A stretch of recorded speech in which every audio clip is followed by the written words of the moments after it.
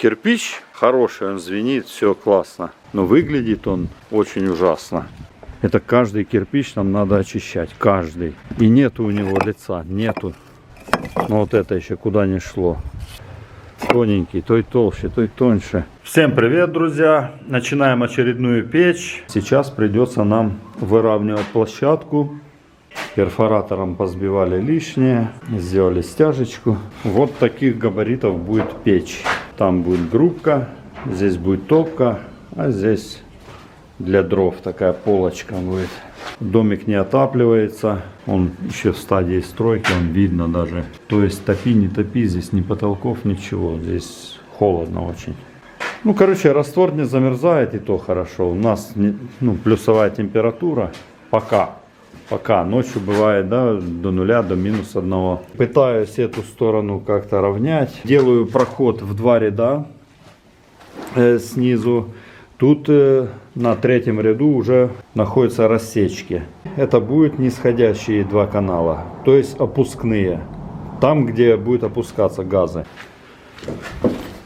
Оставил 2 окошка для прочистки сажи.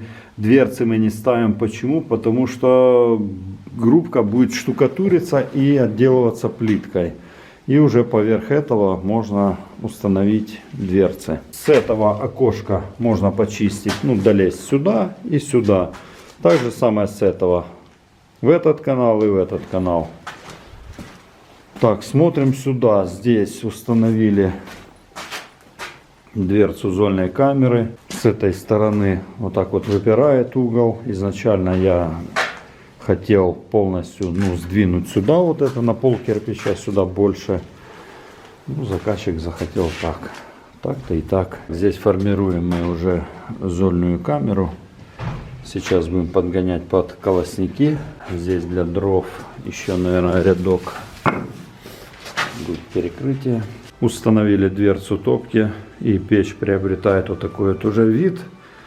Нержавейка очень толстая, я не знаю, или полторашка, или сколько. Короче, сверху пришлось помучиться нам, чтобы ее согнуть. Пропиливали, половина зубчиков подпадала. 4 зубчика осталось. Здесь более тонкая нержавейка. Вот так вот цепляется за кирпич, и все, она мертво стоит. Везде через базальтовый картон, как всегда. Здесь еще пока ничего не делаем, потому что нам надо подогнать вверх. Вычислить, где будет хайло. Здесь сухой шов у нас идет. Футировка будет тоже с этого же кирпича. Заказчик не хочет огнеупор, все хочет с красного кирпича. Грубку по-любому надо штукатурить, так нельзя оставлять, потому что она тонкостенная. А так поштукатурится, плюс плиткой облицуется, и будет нормально. Что-то среднее будет между кладкой в пол кирпича и кладкой на ребро. Так получается 12 сантиметров, данный кирпич 12,5. А так 6,5. Когда наштукатурится, в районе 9 сантиметров будет. Здесь полочку сделали. Если видно будет здесь вот уголки. Через уголки. Здесь идет футировочка. Сухой шов. Здесь хайло. Вот такую ступеньку мы выдвигаем. Чтобы найти сюда кирпич, мы перерыли полкучи. Правильно, видите?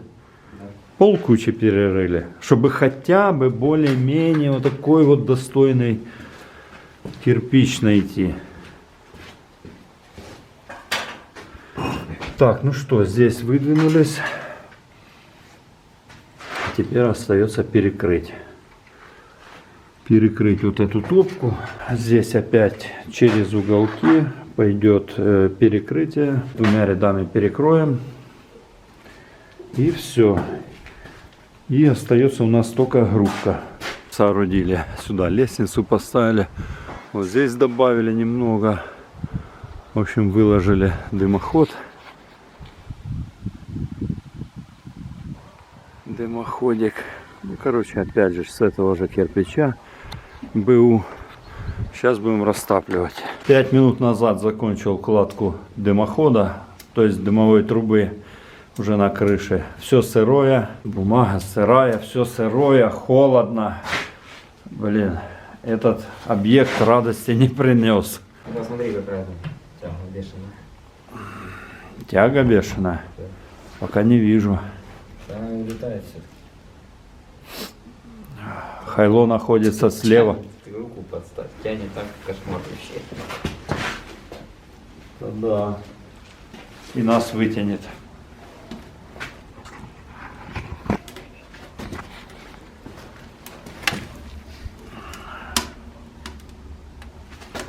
Вон видно, слева сухой шов.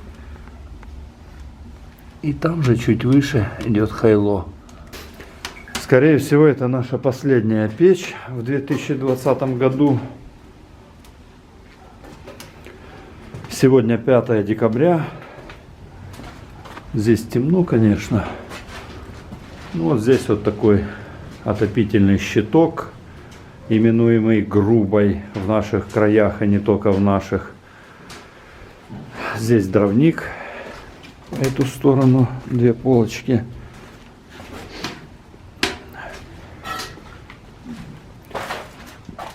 Ну и сюда топка выходит.